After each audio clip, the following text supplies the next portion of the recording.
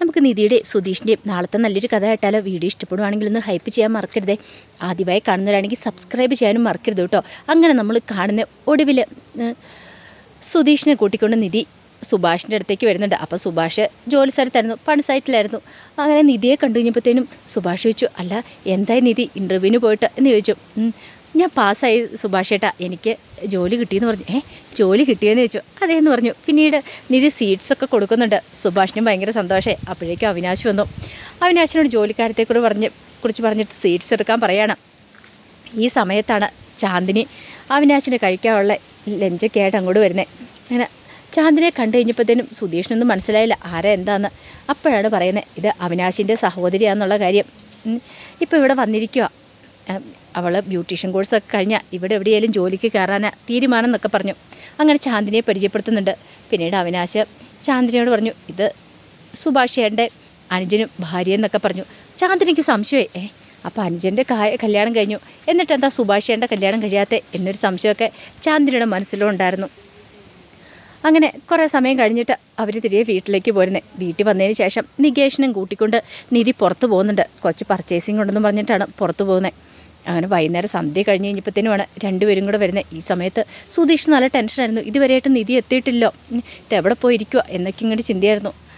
വന്നു കഴിഞ്ഞപ്പോഴത്തേനും കുറേ കവറും കാര്യങ്ങളൊക്കെ നിധിയുടെ കയ്യിലുണ്ടായിരുന്നു. അത് കണ്ടപ്പോൾ സുഭാഷ് ചോദിച്ചു, അല്ല ഇതെന്താണെന്ന് ചോദിച്ചു.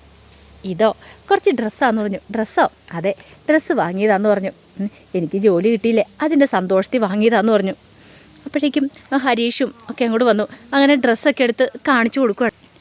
ആദ്യം ഭാസ്കറിന് കൊടുത്തു. ഭാസ്കറിന് ഒരു ഷർട്ടും മുണ്ടും കൊടുത്തു. ഭാസ്കറിനെ വിളിച്ചിട്ട് ഭാസ്കറിന് ഭയങ്കര സന്തോഷമുള്ളൊരു കാര്യമായിരുന്നു. അവിടെ ഡ്രസ്സ് എടുക്കാമെന്ന് പറഞ്ഞിട്ടുണ്ടെങ്കിൽ വല്ല ആഘോഷങ്ങൾ വരും മാത്രം, ഓണം വിഷു അങ്ങനെയൊക്കെയുള്ള സാഹചര്യങ്ങൾ വരും മാത്രമാണ് ഡ്രസ്സൊക്കെ എടുക്കാറുള്ളത്. അങ്ങനെ ഡ്രസ്സ് കിട്ടിക്കഴിഞ്ഞപ്പോൾ ഭാസ്കറിന് സന്തോഷത്തോടെ അത് വാങ്ങിക്കൊണ്ട് അങ്ങോട്ട് പോയി. പിന്നീട് ഹരീഷിന് കൊടുത്തു. ഹരീഷിന് ഒരു ബനിയും വാങ്ങിച്ചു കൊടുത്തായിരുന്നു.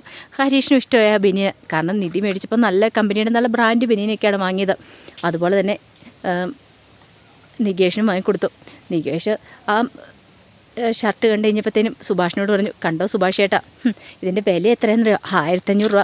നല്ല ബ്രാൻഡ് ഷർട്ടാണ് എനിക്ക് മേടിച്ചു തന്നിരിക്കുന്നത്. അപ്പോഴേക്കും സുഭാഷ് പറഞ്ഞു, 1500 രൂപയോ? എടാ, ആ പൈസ ഉണ്ടെങ്കിൽ നിനക്ക് എത്ര ഷർട്ട് മേടിക്കാമെന്ന് ചോദിച്ചു. അത് സുഭാഷ് ചേട്ടൻ പറയുന്നത് എനിക്കറിയാം. എൻ്റെ സുഭാഷ് ചേട്ടാ, നമ്മളെ ബ്രാൻഡ് ഷർട്ടൊക്കെ ഇടാമെന്ന് പറഞ്ഞാലേ അതൊരു നല്ല കാര്യമാണ്. നിധിയടുത്തേക്ക് അറിയാവോ, ഈ 1500 രൂപ ഉണ്ടെങ്കിൽ സുഭാഷ് ചേട്ടൻ എനിക്ക് 3 ഷർട്ടെങ്കിലും മേടിച്ചു തരുമെന്ന് പറഞ്ഞു. ഇത് കേട്ടപ്പോൾ നിധി ചിരിക്കുകയാണ്. അപ്പോഴേക്കും ഹരീഷ് പറഞ്ഞു, എടാ അതിന് മാത്രമുള്ള പൈസ സുഭാഷ് ചേട്ടൻ ഇല്ലാത്തതുകൊണ്ടല്ലേ എന്ന് ചോദിച്ചു. നികേഷ് പറഞ്ഞു, അതൊക്കെ ശരിയാ, ഇനി എനിക്ക് സുഭാഷ് ചേട്ടൻ വാങ്ങിച്ചു തരുമ്പോൾ ഇതുപോലെ ബ്രാൻഡ് കമ്പനിയോട് മേടിച്ചു തന്നാൽ മതി എന്നൊക്കെ പറഞ്ഞു. സുഭാഷിനും കൊടുത്തു. വില കൂടി തന്നെയാണ് സുഭാഷിനും കൊടുക്കുന്നത്. അപ്പോഴേക്കും പ്രതീക്ഷയോട് കൂടി സുധീഷ് ഇങ്ങനെ നോക്കുക, ഇപ്പം തനിക്ക് കിട്ടുമെന്നുള്ള രീതിയിൽ നോക്കുകയാണ്. പക്ഷേ ഇത്തിരി കഴിഞ്ഞിട്ടും സുധീഷിനൊന്നും കൊടുത്തില്ല. അപ്പോഴേക്കും സുധീഷിന് ആകെപ്പാടെ ടെൻഷനായി. സുധീഷ് അവസാനം ഇങ്ങനെ ചോദിച്ചു, അല്ല എനിക്കില്ലേന്ന് ചോദിച്ചു. നിധി പറഞ്ഞു, അയ്യോ എല്ലാവർക്കും എടുത്തു കഴിഞ്ഞപ്പോഴത്തേനും സുധീഷിനെ എടുക്കാനായിട്ട് എനിക്ക് പറ്റില്ല എന്ന് പറഞ്ഞു. സുധീഷിന് ആകെപ്പാടെ വിഷമമായി. സുധീഷ് ചോദിച്ചു, അതെന്താ എനിക്കെടുക്കാത്തെ? ഞാൻ ആ കേസ് മറന്നുപോയെന്ന് പറഞ്ഞു. മറന്നു പോകാനോ? അല്ലല്ലോ, അതങ്ങനെ വരുള്ളൂ. ഇൻ്റർവ്യൂവിനെല്ലാം കൊണ്ടുപോകുന്നതെല്ലാം താന്, എവിടെ പോകണമെങ്കിലും കൊണ്ടുപോകുന്നതെല്ലാം താന്, അവസാനം തനിക്കൊന്നുമില്ല എന്നൊക്കെ പറഞ്ഞുകൊണ്ട് ആകെപ്പാടെ വിഷമിച്ച് നിൽക്കുകയാണ്. ഈ സമയത്ത് ഹരീഷും നികേഷും ഒക്കെ പരസ്പരം നോക്കി ചിരിക്കുകയാണ്. പിന്നീട് നിധി അകത്തേക്ക് അങ്ങോട്ട് കയറിപ്പോയി. അകത്തേക്ക് കയറിപ്പോയിട്ട് ഒരു ഷർട്ടുമായിട്ട് അങ്ങോട്ടേക്ക് വരുവാണ്. അങ്ങനെ അത് പുറകെ പിടിച്ചു. അപ്പം സുധീഷ് ഇങ്ങനെ മുഖം പൊറിപ്പിച്ച് നിൽക്കുകയാണ്. പിന്നീട് സുധീഷിനെ വിളിച്ചിട്ട് ആ ഷർട്ട് അങ്ങോട്ട് കയ്യിലേക്ക് കൊടുക്കുകയാണ്. സുധീഷ് വല്ലാത്തൊരു സന്തോഷത്തോടെ നോക്കിയിട്ട് ചോദിച്ചു, ഇതെനിക്കാണോ എന്ന് ചോദിച്ചു. അതെ, ഇത് സുധീഷിന് തന്നെയാണെന്ന് പറഞ്ഞു. സത്യമാണോ? അതെന്ന് പറഞ്ഞു. സുധീഷ് നോക്കി, അല്ല ഈ കളർ എനിക്കിഷ്ടമാണല്ലോ, ഇതാരാ പറഞ്ഞു എനിക്ക് ഈ കളർ ഇഷ്ടമാണെന്നുള്ള കാര്യം? അപ്പോഴേക്കും ഇത് പറഞ്ഞു, അത് എനിക്ക് അറിയാമെന്ന് പറഞ്ഞു. അല്ല ആരാ പറഞ്ഞെന്ന് ചോദിച്ചു. അപ്പോഴേക്കും നികേഷ് പറഞ്ഞു, ഞാനാ പറഞ്ഞ ആ കളർ ഇഷ്ടമെന്ന്, അതുകൊണ്ടാണ് നിധി അടുത്ത് ആ കളർ ഷർട്ട് വാങ്ങിയെന്ന് പറഞ്ഞു. സുഭാഷും ഹരീഷും ഒക്കെ പരസ്പരം നോക്കുകയാണ്. കാരണം നിധി സുധീഷിൻ്റെ ഇഷ്ടാനിഷ്ടങ്ങളൊക്കെ അറിഞ്ഞിട്ടാണ് വാങ്ങിച്ചുകൊണ്ട് വന്നിരിക്കുന്നത്. സുധീഷ് പിന്നെ അകത്ത് ഓടിപ്പോയി ആ ഡ്രസ്സൊക്കെ ഇട്ട് നോക്കുകയാണ്. ഭയങ്കര സന്തോഷമായിരുന്നു ആ ഡ്രസ്സൊക്കെ ഇട്ട് കഴിഞ്ഞപ്പോഴത്തേനും. ഈ സമയം സുധീഷ് പറഞ്ഞു, ഇത്രയും വില കൂടിയതൊന്നും വാങ്ങണ്ടായിരുന്നു മോളെ, എന്തിനാ വെറുതെ പൈസ കളഞ്ഞേ, അതിൻ്റെ ആവശ്യം ഉണ്ടായിരുന്നെന്ന് ചോദിച്ചു. വേണം സുഭാഷ് ചേട്ടാ, എനിക്ക് ആദ്യമായിട്ടൊരു ജോലി കിട്ടിയതല്ലേ, അപ്പോൾ പിന്നെ ഞാനിതൊക്കെ വാങ്ങണ്ടേന്ന് ചോദിച്ചു. അത് ഭയങ്കര സന്തോഷത്തിൽ തന്നെയായിരുന്നു നിധി. അങ്ങനെ പിറ്റേ ദിവസമായി കഴിഞ്ഞപ്പോഴത്തേനും നിധി ജോലിക്ക് പോകാനായിട്ട് റെഡിയാവുകയാണ്. റെഡിയാവുന്ന സമയത്ത് സുധീഷ് നേരത്തെ തന്നെ റെഡിയായി. നിധിയെ കൊണ്ടേ വരണമല്ലോ, അപ്പോൾ അതിന് വേണ്ടിയിട്ട് റെഡിയാവുകയാണ്.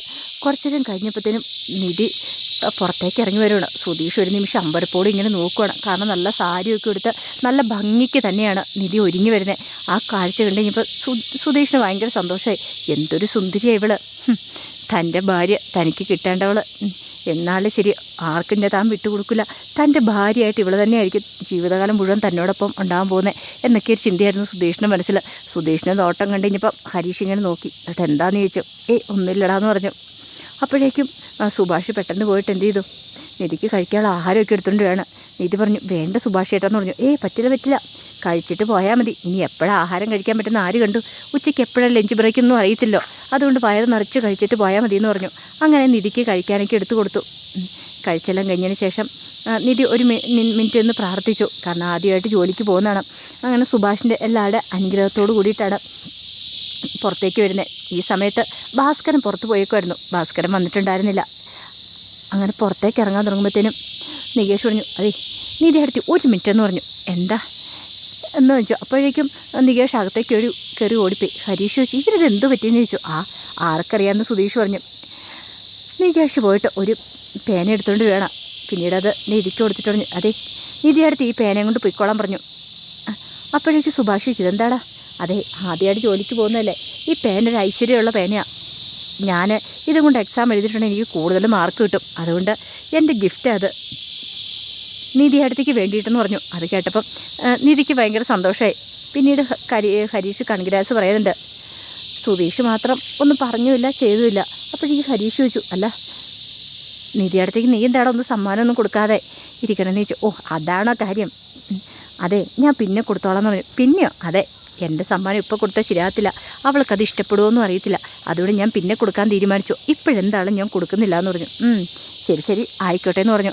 അങ്ങനെ ഒടുവിൽ നിധി അങ്ങോട്ട് മുറ്റത്തേക്ക് ഇറങ്ങുമ്പോഴത്തേനും നികേഷ് ഓടി അപ്പുറത്തേക്ക് അങ്ങോട്ട് മാറി. എന്നിട്ട് കുറച്ച് പടക്കം എടുത്തുകൊണ്ട് വന്ന് പടക്കത്തിന് തീ ഇടുവാണ്. പടക്കമെല്ലാം കൂടെ പൊട്ടി. ആ സമയത്ത് തന്നെ ലളിതയുടെ വരവ്. ഈ പടക്കം പൊട്ടുന്ന ഒച്ചയെ കെട്ടിഞ്ഞപ്പോൾ ലളിത ഓർത്തു, ഇതെന്താ സംഭവം, എങ്ങനെയെന്താണെന്നും അറിയത്തില്ലോ. അങ്ങനെ ലളിത അങ്ങോട്ട് ഓടി വരുമ്പം കാണുന്ന കാഴ്ച, പടക്കം പൊട്ടിച്ച് എല്ലാവരും കൂടെ സന്തോഷത്തോടെ നിൽക്കുന്ന ലളിതയ്ക്ക് സഹിച്ചില്ല. ലളിത പറഞ്ഞു, ഇതെന്താ ഇവിടെ എന്താ മനുഷ്യന്മാർക്ക് കിടന്നുറങ്ങാൻ പറ്റില്ലേ?